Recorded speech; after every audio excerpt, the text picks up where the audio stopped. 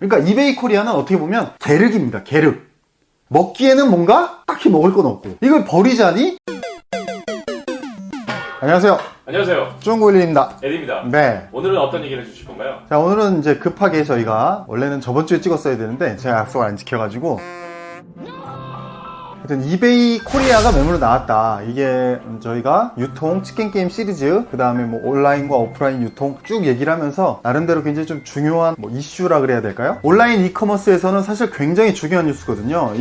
왜냐면 이베이 코리아가 가진 파워라 그럴까? 그 파워가 얼마나 센지는 뭐 제가 어떻게 측정할 수는 없는데 어쨌든 거래액 자체가 적은 규모는 아니기 때문에 1년에 대략 17조 정도 나오는 규모이기 때문에 규모 자체는 굉장히 큰 편입니다. 따라서 이 이베이 코리아가 실제로 매각이 되느냐, 매각이 돼서 인수를 한다면 어떤 기업이 인수를 하느냐에 따라서 또 유통 판도가 변할 수 있기 때문에 어쨌든 이슈 자체는 굉장히 중요한데 왜 이런 이슈가 나왔고 결론은 어떻게 될 것인지 좀 짧게 우리가 한번 정리해 보도록 하겠습니다. 자, 첫 번째로는 일단 이베이 코리아가 어떻게 옥션과 지마켓을 인수하게 됐는지 거기에 대해서 짧게 얘기를 해보면 일단 옥션이라는 회사 자체가 우리나라에서 만든 회사고 그거를 2001년에 미국에 있는 이베이, 그러니까 미국에 있는 이베이가 뭐 영국의 이베이를 통해서 영국의 이베이가 지분을 인수하는 이런 방식으로 이제 이루어진 것 같아요. 그래서 그 당시에 인수 가격은 2001년이니까 지금이랑 이제 현금의 가치도 다르긴 하고 대략적으로 뭐 1,500억에서 2,000억 정도 얘기를 하면서 옥션을 인수했고 그 다음에 옥션을 그렇게 이베이가 인수해서 뭐 미국에 있는 이베이와 옥션을 어떻게 링크를 시켜서 뭔가를 해보려고 하다가 제가 알기로는 잘 안 된 걸로 알고 있고 그 당시에는 또 아마존도 뭐 그렇게 큰 규모는 아니었죠. 어쨌든 그때는 미국에서 이베이가 1등이었나요? 그랬죠. 그때는 이베이가 미국에서 1등이 아니라 전 세계에서 1등이었죠. 왜냐면 어쨌든 이커머스라는 거 닷컴 기업들 자체가 미국에서 거의 딱 퍼지기 시작했으니까. 네. 네. 근데 수익을 많이 못 내고 있었죠. 그 당시에 닷컴 버블이 2001년에 터지면서 대부분 얘기하던 게 뭐냐면 닷컴 회사들, 그러니까 인터넷 기업이나 이런 것들, 우리 미래는 다 이 IT 테크에 있다는 건 누구나 다 아는데 문제는 뭐냐면 수익을 무엇으로 낼 것인가에 대한 비즈니스 모델의 부재. 그게 굉장히 좀 그게 붕괴되면서 이제 닷컴 버블이 시작된 거죠. 그러면서 어쨌든 이베이는 그래도 전통적인 어떤 이커머스, 온라인 이커머스 비즈니스 모델을 가지고 있었기 때문에 수익을 낼 수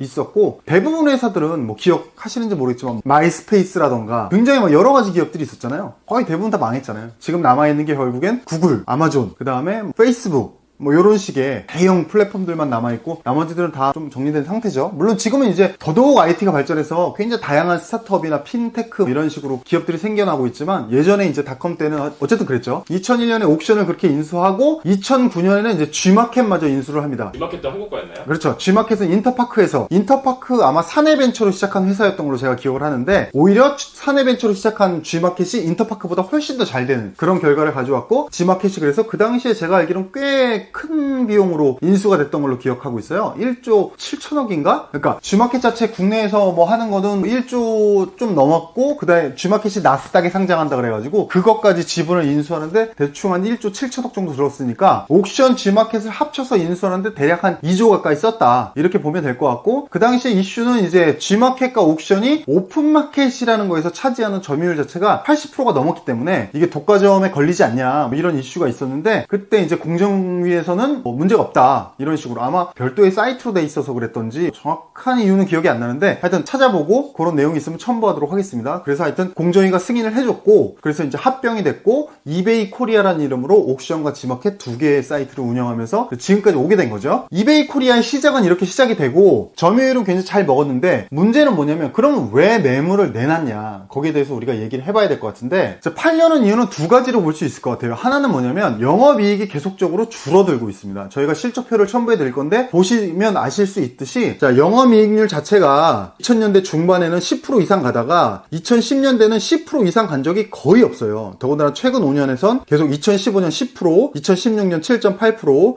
2017년 6.5%, 2018년 5%. 자 이렇게 계속 줄어들고 있고 그 실적 자체의 그 퍼센테이지도 영업이익률 자체도 그렇지만 그 영업이익의 규모 자체도 계속 줄어들고 있습니다. 자, 2015년에 영업이익이 801억, 2016년은 670억, 2017년은 623억, 2018년은 486억. 자, 이런 식으로 우리가 영업이익률이나 영업이익의 규모 자체가 계속 줄어들고 있고 자 거래액 자체는 계속 성장하고 있긴 한데 그 거래액의 성장 규모도 정체되고 있어요. 2016년에 14조, 2017년에 15조, 2018년에 17조, 2019년 작년도 17조로 지금 보고 있는데 이제 거래액도 정체인데 문제는 예전에는 그래도 거래액 자체가 이커머스에서 좀 압도적인 강자였다. 그러니까 시장 지배자급이었다. 이렇게 볼 수 있으면 문제는 이제 작년 2019년에는 네이버와 쿠팡의 거래액마저 이제 따라잡힌 거죠. 아마 제가 예측하기로는 올해는 쿠팡과 네이버의 거래액보다 더 그 갭은 더 벌어질 거라고 예측하고 있습니다. 그러다 보니까 말씀드렸듯이 매각하려는 이유, 거래액이 예전엔 그래도 압도적인 강자였는데 이제는 압도적 강자도 아니다. 쿠팡이랑 네이버에 따라잡혔으니까. 그 다음에 영업이익률도 줄어들고 있고 영업이익의 그 규모 자체도 줄어들고 있다. 물론 거의 유일하게 흑자를 내는 업체는 맞습니다. 대부분 이커머스 업체들이 다 적자인데 이베이 코리아는 흑자를 내고 있기 때문에 그 부분은 그래도 조금 긍정적인 부분이 있긴 하지만 문제는 향후에 이 이익의 규모가 더 늘어나거나 그 다음 시장 지배율이 더 커져야 되는데 오히려 그게 줄어들고 있기 때문에 이게 흑자를 계속 낼 수 있을 것인가에 대한 의구심도 있고 적자 전환할 수도 있고 그 다음 시장 지배자격인 어떤 위치도 위험하고 이렇기 때문에 아마 매물로 내놓은 것이 아닌가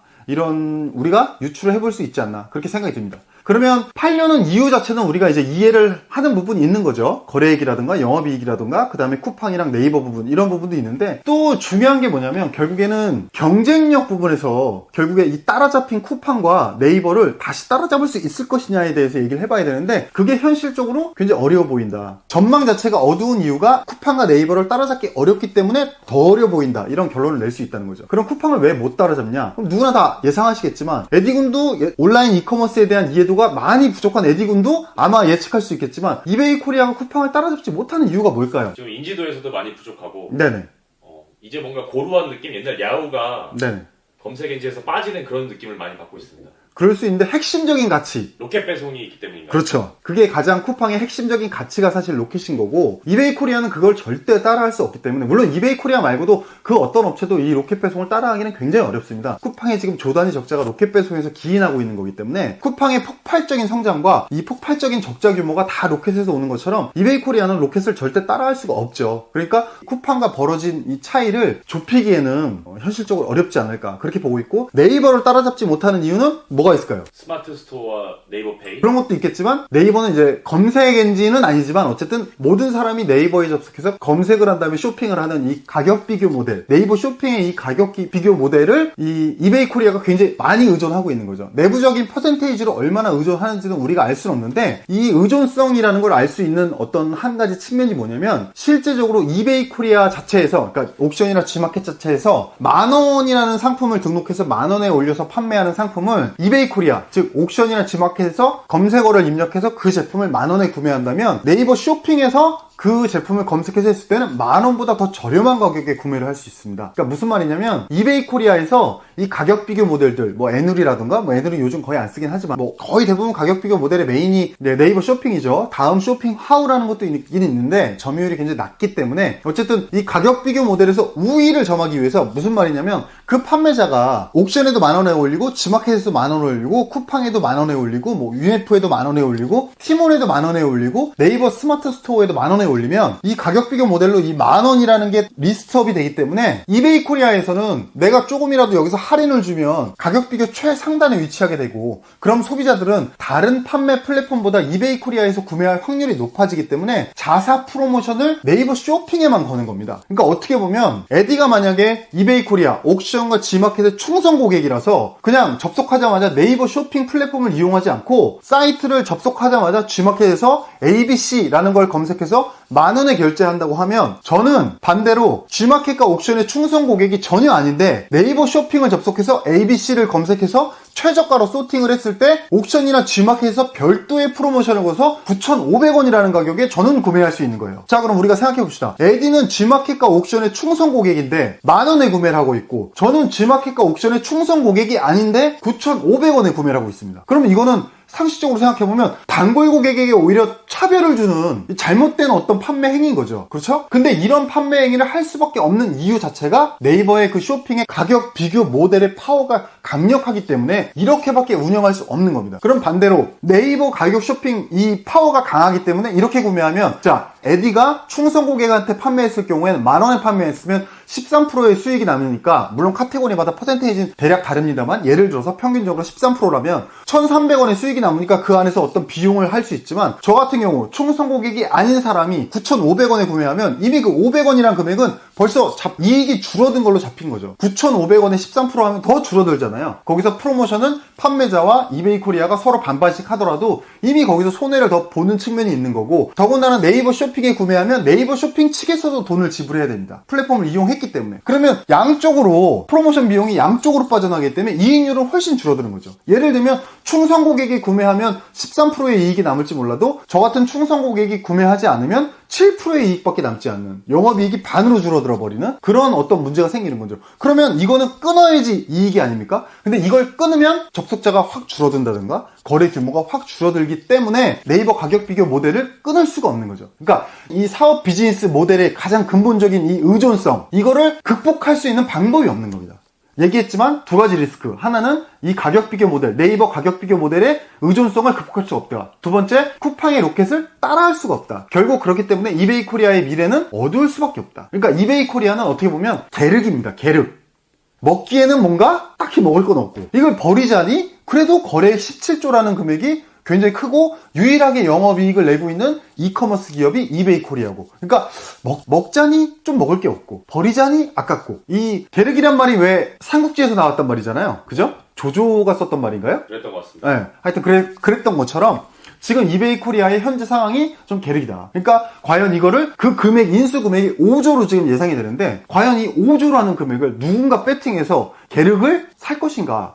저는 현실적으로 매우 쉽지 않다, 이렇게 봅니다. 왜냐면 쿠팡에 손정희 형님이 투자한 돈이 3조입니다. 3조. 대략 뭐 3조 6천억? 3억 달러 정도 되니까요. 3조 6천억을 투자해서 쿠팡이 이렇게 시스템이 만들어졌는데 이베이 코리아에 5조를 배팅한다? 쉽지 않은 거죠. 결국에는 맨날 얘기 나오는 게, 이런 얘기가 나오면 우리가 예전에 EJ 데스크에서 팀원 인수 얘기 나왔을 때도 인수 예상 금액이 뭐 2조다 이런 얘기 했었는데, 그때도 2조 쉽지 않다. 왜냐면 그때도 뭐 결국에 이런 얘기가 나오면 항상 얘기하는 게 뭐냐면 롯데가 살 거다, 신세계가 살 거다. 왜냐면 기존 온라인 기업들은 이미 적자니까 살 수가 없고, 그렇잖아요. 누가 사겠습니까? 현실적으로. 배민이 얼마에 인수됐죠? 배민은 4조 8천억, 거의 5조 가까이 인수됐죠. 예. 근데 어쨌든 팀원도 2조 얘기 나왔을 때 11번가가 지금 적자인데 팀원을 사? 못 사죠. UF가 적자인데 사? 못 사죠. 이베이 코리아도 매년 영업이익이 500억 정도밖에 안 되는데 이베이 코리아가 팀원을 사? 못 사죠. 쿠팡이 지금 조단위 적자인데 사? 그것도 못 사죠. 그럼 누가 사? 결국엔 맨날 나오는 게 오프라인 유통 강자, 롯데 아니면 신세계. 그때도 저희가 그래서 롯데가 산이 많이 하면서 얘기 나왔을 거예요. 근데 그 뒤로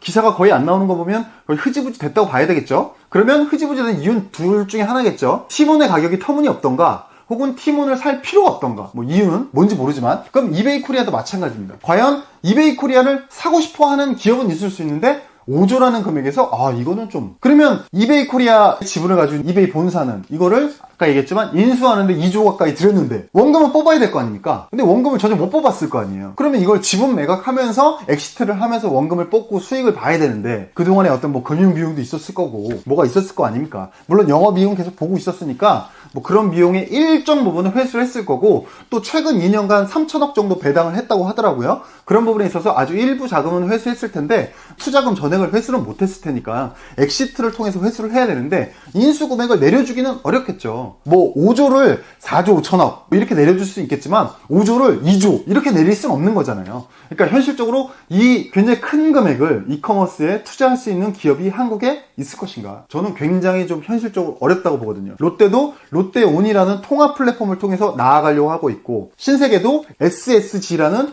통합 쇼핑 플랫폼을 작년 3월인가 런칭해서 이제 1년 운영했는데 거기서도 이미 적자입니다. 근데 여기서 또 5조를 배팅해서 뭔가를 한다? 현실적으로 굉장히 어렵죠. 롯데 같은 경우는 지금 너무 상황이 어려워서 오프라인 매장 200개를 폐점한다 이런 얘기까지 나온 상황에서 5조를 여기다 이렇게 배팅한다? 이 미래가 이렇게 쿠팡과 네이버가 이 상황이 뻔히 보이는 상황에서 저 같은 일개 유튜버도 분석하는 이런 상황을 이런 기업에 있는 사람들이 분석을 못한다? 저는 현실적으로 좀 굉장히 어렵다 이렇게 보고 있고, 이 추이가 우리가 어떻게 가야 될지는 지켜봐야 되겠지만, 어쨌든 만약에 누군가 인수를 한다면 또 하나의 어떤 판도의 재편, 그러니까 대한민국 온라인 이커머스 역사에서 이 오픈마켓이 출몰하고 그다음 이런 오픈마켓으로 해서 시장 재편이 되고, 그다음에 소셜 커머스라는 게 나오고, 그다음에 쿠팡에서 자체 분류 시스템을 구축하고, 그다음에 네이버가 가격 비교 모델과 스마트 스토어랑 연합을 해서 네이버 페이까지 개별 쇼핑몰에 이 페이 모듈까지 하면서 이 세 개를 연합해서 가는 여러 가지 이 어떤 이 방향성들. 그래도 역사적으로 보면 3개, 4개의 큰 사건 중에 하나인데, 이베이 코리아가 만약에 어떤 기업에게 인수가 된다면 우리 이 온라인 이커머스의 또 다른 하나의 큰